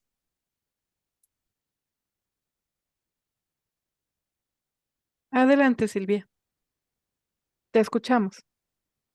Hola, hola, es que tenía un problema aquí en el teléfono. ¿Me escuchan bien? Sí, Bueno, agradecerles. Parece un curso espectacular con todo lo que han comentado con expositoras muy, muy interesantes y las temáticas que van a tratar. Y bueno, más que pregunta era este comentario de que es genial las diferentes perspectivas con las que están abordando a las diferentes escritoras que muchas veces pues no tenemos acceso a estos escritos, ¿no? Como han dicho, son también escritos que no están disponibles y que han estado tratando de ubicarlos en diferentes bibliotecas o que no están a la venta, ¿no? Entonces es un curso muy prometedor y realmente pues agradecerles que abran estos espacios para conocer a otras mujeres en otros contextos. Gracias. Muchas gracias, Silvia. gracias. Gracias, Silvia. Celina, tienes abierto el micrófono. Adelante, por favor. Adelante. Bueno, buenas tardes. Muchas felicidades por esta iniciativa. Me parece que una de las dificultades o de las problemáticas que ustedes de alguna manera están ayudando a solucionar es dar a conocer toda esta escritura de mujeres que en realidad tenemos muy poco acceso, ¿no?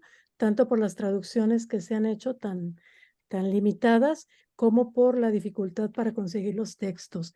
En particular, a mí me interesa la relación que existe entre las religiones o las religiones y la literatura. Aquí encuentro, bueno, que hay una presentación muy fuerte de textos que tienen que ver con el Islam y el hinduismo, con el sijismo o el islam y la literatura, el hinduismo y la literatura, pero mi pregunta es acerca de si hay algo o algunas mujeres escritoras dentro del campo del budismo, es decir, un poco más acercándonos al Tíbet, y si hay algo en este sentido que ustedes hayan encontrado o que hayan trabajado, y si se podría incluir en el programa, ¿no? Y bueno, felicidades, muchas gracias. Gracias. Bueno, no sé si alguna quiera hacer comentarios sobre esta relación entre la religión y la literatura. Yo puedo contestar sobre quién es budista de nuestro programa. Pero no sé si Wendy quiere decir algún comentario sobre esta relación. Solamente muy brevemente, sí, yo voy a hablar sobre hinduismo como religión y en la literatura, pero muchas o algunas de estas fábulas que Namjoshi trabaja o retrabaja son fábulas compartidas de la tradición hinduista y la tradición budista. Entonces, pues digamos que son, pues van entretejidas, son enseñanzas entretejidas. Entonces, esta modernidad que les da nuestra escritora, pues es un poco regresar hacia atrás, uniendo el pasado y presentando una nueva perspectiva. Pero sí, estas fábulas con frecuencia tenemos la versión hinduista y la versión budista. Muchas gracias, Wendy. No sé si quieres comentar algo también de la relación the relationship between religion and literature. Las poemas que yo elige, todas son, ambos son sobre relación con el Islam, ¿no? Porque en Pakistán Islam es muy fuerte y siempre hay un sentido de encarcelación, ¿no? Que sientamos, sentimos encarceladas en nuestra sociedad y la casa. Y esta es una primera razón que salí de Pakistán y llegué aquí, porque aquí podemos caminar afuera, ¿no? En las calles y no hay mucha atención de los hombres. Pero en Pakistán y en sur de Asia, en Pakistán más, creo que en India es menos, Sri Lanka es menos. En Pakistán, porque hay una influencia fuerte de Islam y reglas tradicionales de Islam, hay menos mujeres, muy pocas mujeres que están afuera de sus casas sin velo. So, las mujeres que no usan velos reciben mucha atención de hombres y es muy difícil. So, creo que la mayoría de poesía feminista de Pakistán tiene una relación con Islam y es una resistencia a Islam, pero no sé que si es contra Islam, pero es contra uso de Islam by el gobierno y sus parejos y hombres que quieren usar religión para establecer su poder. Muchas gracias, Tavinda. Laura. Sí, parcialmente se ve en una de las novelas que yo elegí. A diferencia de Pakistán o de Bangladesh, en India, demográficamente hablando, tenemos una mayoría hindú.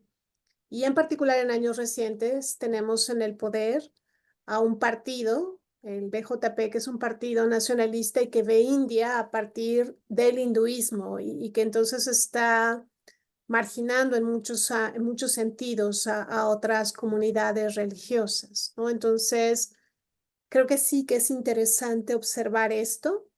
En particular en la novela de Heather justo se ve este problema, ¿no? O sea, India se funda como un país secular, pero de repente existe esta tensión, ¿no? En los 50, 60 y recientemente, o sea, claramente hay un gobierno en el poder, pues, que apuesta, ¿no? Por una visión en la cual India es básicamente hindú, lo cual pues no es así. Es justamente lo que creo que además recrea muy bien Currátula Enjedra en la novela, ¿no? Esta cultura mixta, diversa, compuesta, etcétera, etcétera. Entonces sí, es una relación interesante. Muchas gracias, Laura. Bueno, en mi caso, respondiendo a la pregunta alrededor de la relación sobre la religión y la literatura, es muy interesante con las mujeres intocables y la comunidad Dalit en general en India, 16-17% de la población que pertenece a estas comunidades. Es, digamos, es importante que la gran mayoría son conversos al budismo, ¿no? Entonces nosotros vamos a ver en las mujeres Dalit con las que vamos a trabajar, son mujeres conversas al budismo, justo porque se sienten al margen del hinduismo, no son parte, y vamos a poder detectar que dentro de esa conversión al budismo, el budismo tampoco es que, digamos, los practicantes del budismo no se salvan de las estructuras patriarcales. Entonces, estas mujeres nos hablan en sus escritos sobre sus vidas, sobre lo que es estar en los márgenes, sobre algunos rituales, o sea, cómo se entretejen rituales que a lo mejor no son propios del budismo, pero con rituales que traían desde antes y sus vidas, las vidas que retratan estas mujeres en estos escritos. Entonces, bueno, no vamos a ver el budismo como un centro, ¿no? Sino como algo que es parte de sus vidas, ¿no? A través de esta huida del hinduismo, o bueno, como están al margen del hinduismo, adoptan como una forma de resistencia o de reclamo al estar fuera de la estructura, adoptan el budismo, pero digamos, no tenemos, yo trataré de entretejer ahí elementos que nos hablan de esa pertenencia o de esa conversión. Y bueno, este sería como en el caso de las intocables.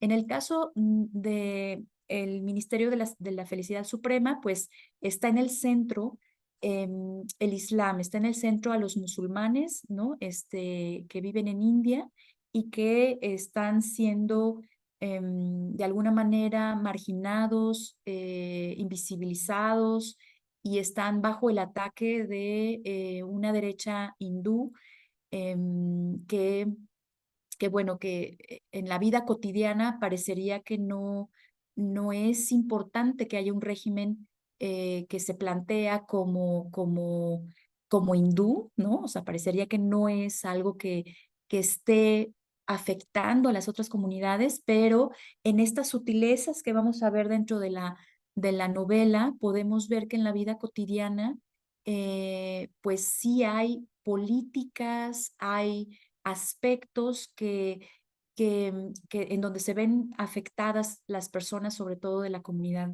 musulmana. Entonces, pues la religión y la literatura están presentes alrededor del seminario. Digamos, no, a lo mejor en algunos de los casos no es el tema central, pero sí vamos a ver estos tejidos. Y bueno, sobre si vamos a poder cambiar algunas o incorporar algunas otras personas, mujeres, pues digamos, no creo, porque quizá en otra versión del seminario podríamos pensar, porque ahorita pues tenemos como esta estructura ya planteada, los textos estamos tratando de completar el drive para que ustedes tengan todos los textos. Entonces es complicado, inclusive ya habíamos hablado de eso, conseguirlos en español. Algunas de las cosas que estamos presentando en el seminario, pues está en la versión en inglés. Y bueno, aún así es difícil conseguir los textos. Entonces ha sido un trabajo arduo en la estructuración del programa. Entonces en este momento sí creo que no podríamos incorporar a alguien más, pero podemos dar sugerencias y buscar para que ustedes puedan explorarlo por su cuenta. No sé si haya más preguntas. Sí, le voy a dar lectura. Joaquina González nos dice, muchas gracias. Quería saber si pueden recomendarnos alguna bibliografía para introducirnos al contexto y a la literatura del sur de Asia. Buenísimo el conversatorio. Otra vez, muchas gracias. Muchas gracias a Joaquina. No sé si alguna quiere contestar a esta pregunta que lo tenga más fresco.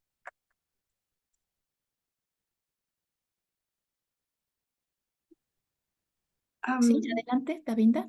Sí, hay un sitio web de una académica de Estados Unidos, Frances Pritchett, y este sitio web tiene muchos recursos sobre literatura del sur de Asia, literatura clásica y moderna y todo. So, no sé que sea una bibliografía, pero si leen este sitio web, hay muchos libros y ensayos, y muchos están disponibles en este sitio web.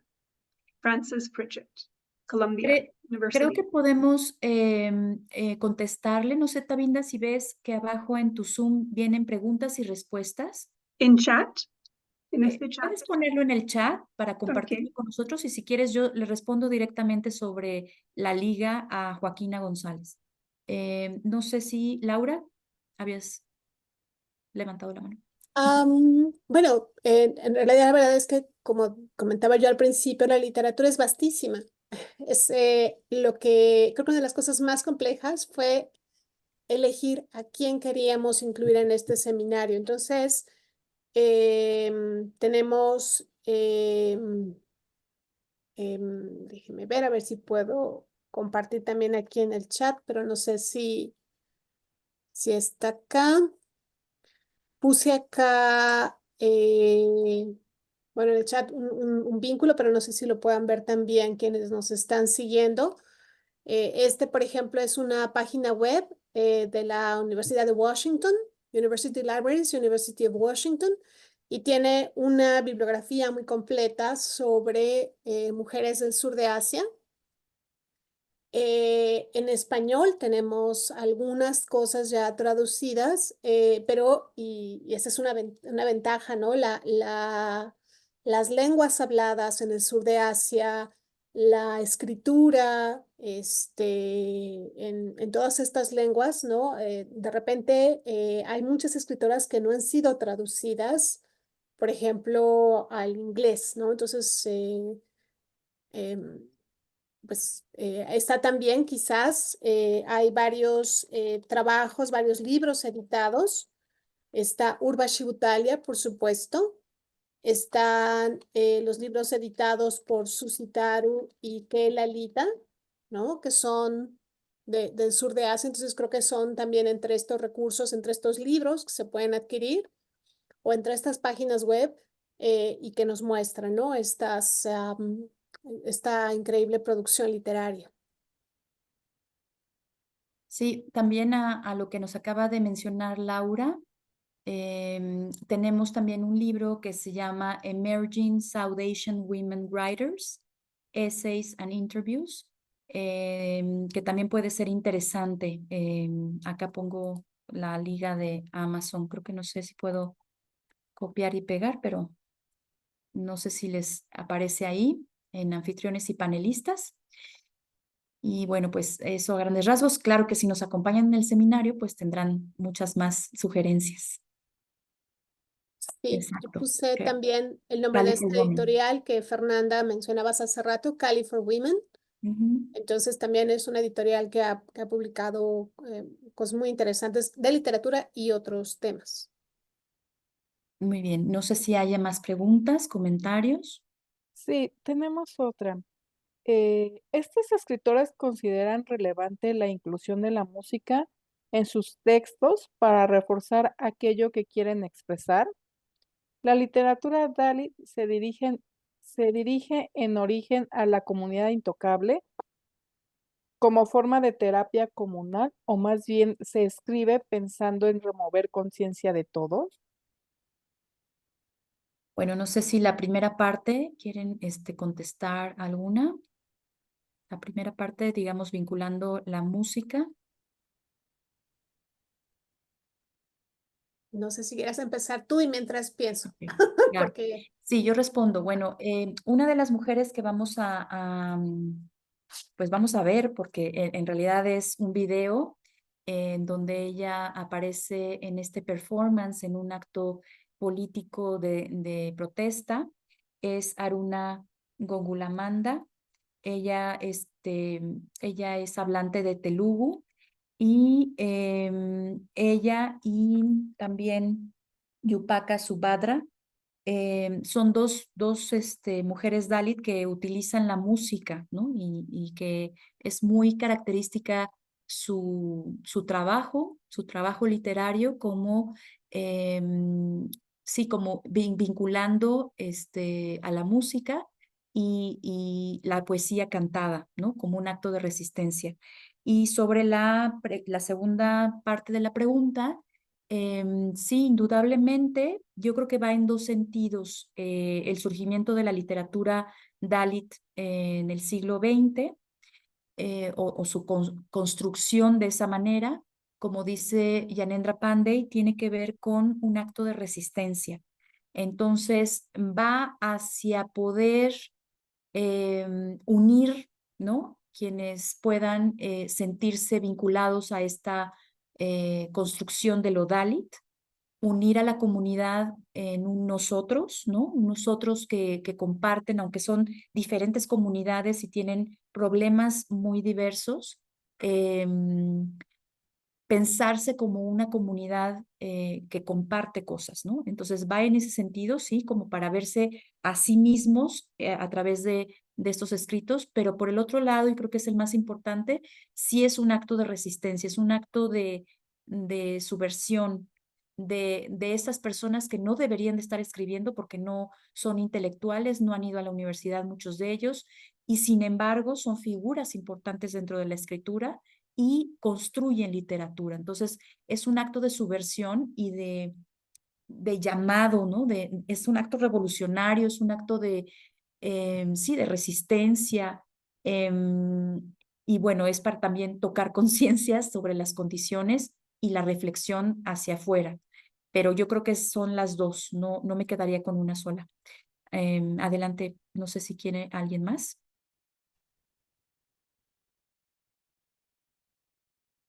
¿No? Bueno, ¿alguna otra pregunta? No, no tenemos ninguna otra pregunta, pero aprovecho para invitarlos a todos nuestros asistentes que se inscriban al seminario. Cerramos inscripciones el 12 de febrero. Ya como nos comentaron las coordinadoras del seminario, el PUEA proporciona todo el material de lectura. Va a ser un seminario muy enriquecedor, como ustedes pueden ver, así que por favor aprovechen la oportunidad que estamos dando extendemos nuestras inscripciones hasta el 12 de febrero, por favor. Todos los asistentes que ya están inscritos en nuestro seminario, ya están disponibles los materiales de lectura también para que vayan comenzando a leerlos. Pueden llevar a cabo las inscripciones a través de Plaza Prometeo, que es la tienda virtual de la Facultad de la Facultad de Ciencias de la UNAM, así como también nos pueden escribir al correo educom.pue@unam.mx solicitando su ficha de pago para que puedan llevar a cabo su proceso de inscripción. No tenemos les recordamos que el seminario será en dos modalidades, de manera sincrónica y asincrónica. Entonces pueden estar revisando los videos a lo largo de las sesiones. Posterior a las sesiones van a estar más o menos alrededor de unos 6 meses para que estén a su disposición. Si tienen alguna otra pregunta, parece que no. Y si les parece bien, agradecemos a todas nuestras ponentes su participación del día de hoy y le paso la palabra a la doctora Girón para las palabras de cierre de esta actividad. No, pues muchísimas gracias a todas las presentes por estar aquí, a la doctora Carballido, a la doctora Vázquez, a la doctora Phillips y también a la doctora Tabina Khan por haber estado. Y bueno, pues yo estaba viendo el programa que está en la página electrónica. Yo invito a todos a que vean el programa. Estaba ahí un poquito, bueno, pues porque realmente es... pues se apetece tener el tiempo y poder recrear la imaginación en los textos, porque por ejemplo el 14 de febrero el título es Imaginar la emancipación, réplica a los imperativos sociales de las mujeres indias a principios del siglo XX. Después, 15 días después, Ecos de ruptura, abandono y nostalgia en la escritura de Kuratulain Haider, ¿no? Después, el 13 de marzo, esto de las mujeres Dalit, las intocables, a través de sus formas de escritura y activismo en varias regiones de India, en Babitai, Kamble, Urmila Pawar, Upaka Subhadra, Aruna Gogulamanda, Surkitarani y Shital Sate. Bueno, a mí me parece que esto es fascinante, o sea, el poder acercarse pues a lo que uno bueno, se oye hablar, ¿verdad? De los intocables y ahora hablar sobre las mujeres Dalit intocables, me parece que, bueno, que va a ser muy interesante. Y después, el 3 de abril, una mirada a las mujeres de Pakistán a través de la poesía feminista de Kishwar Nahid y Femira Riaz. Y el 17 de abril, Suniti Namjoshi y sus fábulas feministas, que es un poco la que la doctora Phillips mencionaba, de estas fábulas sin moraleja, ¿no? Entonces, después, momentos de violencia en India poscolonial, desde los ojos y las letras de Arundhati Roy, ahí va a estar la doctora Fernanda Vázquez, y después, el 22 de mayo, con Laura Carballido, va a tratar reflexiones en torno a la libertad femenina en la obra de Taslima Nasrin, que es publicada supongo que en 1962. Y después, y bueno, que esto me imagino que es, y ha de estar, me imagino que es parte de la independencia del país, etcétera. Y después, por último, Beatriz Martínez, que es el 5 de junio, Educación como riesgo, tergiversación del Islam hacia infancias femeninas en Pakistán. Y bueno, pues esto me parece que está realmente increíble el programa que prepararon para todos los que estamos aquí en esta plataforma. Y bueno, pues los invitamos a que se inscriban. Esta plática va a quedar ligada al cartel, ¿verdad, Carmen? Porque sí, a mí me gustaría Así es. que quedara en redes ya sin el listón que se le puso, a ver si lo pueden poner pronto para que también nosotros lo podamos circular en nuestras redes y también las participantes y las doctoras que están aquí puedan circularlo en sus redes. Entonces, pues de mi parte sería todo, felicitarlas y bueno, pues espero acompañarlas.